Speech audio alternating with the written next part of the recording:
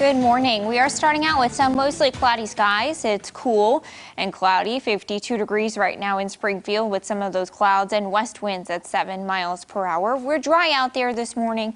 We just have some clouds filling in from the north. We're a little bit cooler than yesterday by about 10 to 15 degrees. It's 53 degrees in Ava, 50 in Monette, 52 in Springfield, and 54 degrees to start in Camden-Tim. We'll have mostly dry roads out there today. No weather hazards for you. It's just going to be cool and cloudy. A couple of sprinkles will be possible this afternoon. We'll keep rain chances at like 10 or 20%.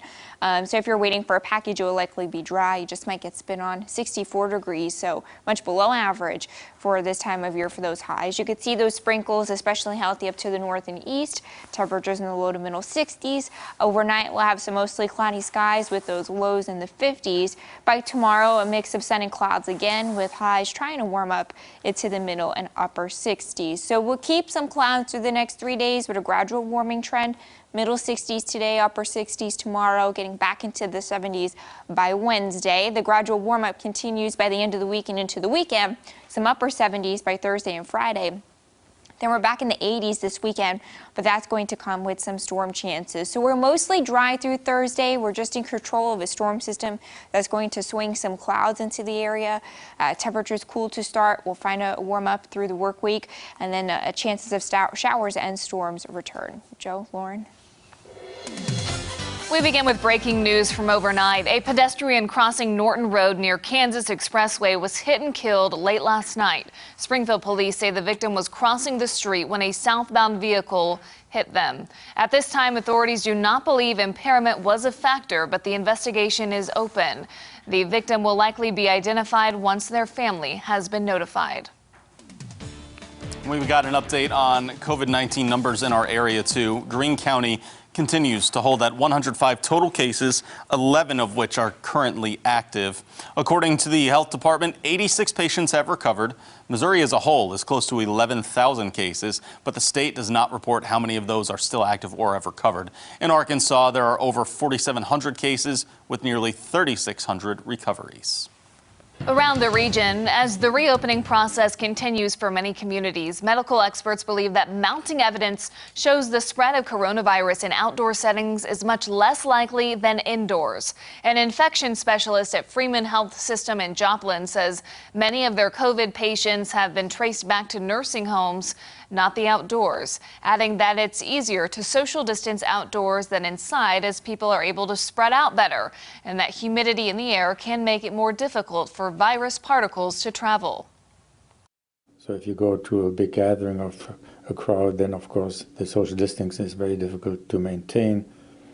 Whereas if you're outdoors, everything is spread out, and you have the UV light, which helps killing the virus as well. And then the wind carries away the virus, so everything gets dispersed much more than in a crowded condition. As a reminder, even if you are outdoors, it's still recommended to avoid large gatherings. And a good story going around America now. A Good Samaritan in North Dakota is supplying a community with an essential item that some are still lacking. It's an anonymous person that has hung handmade masks along a fence, 190 of them to be exact. Those in need can stop off to get one and say they were grateful to see that act of kindness happen in their city. It brings out a sense of community that, has always been relevant in the Fargo-Moorhead area. And being able to see that and watch others come together and are so appreciative of it, it's a great feeling. This is the second time that particular fence was lined with the masks, and a note left there reads that the anonymous mask maker will continue to do this until there's no longer a need for them. At least 13 sailors serving aboard the USS Theodore Roosevelt have reportedly tested positive for the coronavirus for a second time. The sailors have again been removed from the ship and are in isolation at the U.S. Naval Base in Guam. The Roosevelt was forced to dock in Guam in March after an outbreak was discovered on board. About 4,000 of the 4,800 crew members were sent ashore for either quarantine or isolation. We move on now to some news around the world. The Brazilian Ministry of Health reports the number of confirmed COVID-19 cases in the country has exceeded 240,000 and left over 16,000 dead. The state of Sao Paulo now has more than 60,000 total and nearly 5,000 deaths. Ineffective implementation of quarantine and social distancing measures are believed to be one of the major factors that has led to this current situation. And Greek archaeological sites, including the Acropolis, reopened today after 2 months of lockdown. Workers were on site to inform tourists of the new distancing regulations, which requires visitors to remain 5 feet apart, about 1.5 meters. Shopping malls and high schools were opened in Greece today as well. Back to some news around the Ozarks. A Lebanon man has been recently honored with his own day as a way to say thanks for his contributions to our local aviation community. Color 10's Nigel McDonald met him and is back here in the studio with us to share his story. Nigel, good morning. Good morning, Lauren. Fred Mays received his pilot's license at the age of 17. 7 decades later, Mays is known as a trailblazer and a simply good-hearted man. Fred Mays has taught more than 100 people to fly during his time as a flight instructor. Mays' former mentee, Jeffrey Myers, says with Mays turning 85 this year, what a better way to honor him than with his own day. Lebanon Mayor Jared Carr proclaimed April 13th Fred Mays Day. In the proclamation, Mays is thanked for his dedication to the growth and success of the Floyd W. Jones Lebanon Airport. Mays is also one of only a few master pilots from the Federal Aviation Administration and is a recipient of the Wright Brothers Master Pilot Award. Gratified, really. They surprised me on all of that. We wasn't supposed to have about 3 or 4 people here, and it turned out, I don't know, we probably had 30. Yeah, so it was a fun deal, and several of them were my students, you know. Mays says he hopes others will remember him as someone who was fair and, most importantly, liked people. Nigel, I know he said he wants to see more women up in the air, too. They put you in the cockpit. Let's throw that picture up for a second. Yes, they definitely did. Oh, there it is. You keep us on course here, though, so I don't think we need you going to aviation anytime soon. All right, thank you, Nigel. Let's see what's coming up this morning after Daybreak. Coming up, our new normal series looks at how the retail shopping experience is changing as customers begin returning to stores. Plus, graduating high school seniors share their messages to the class of 2020.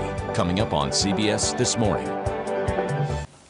Couple of big trends happening right now. We had mentioned earlier, big news out of Canada. Their snowboards had done something similar that we've seen here in the U.S., had gone on a flight to try and boost morale, a flyover, and actually one of the planes crashed, killing the pilot and injuring another person on board. Oh, wow. That's so sad there. And so it was what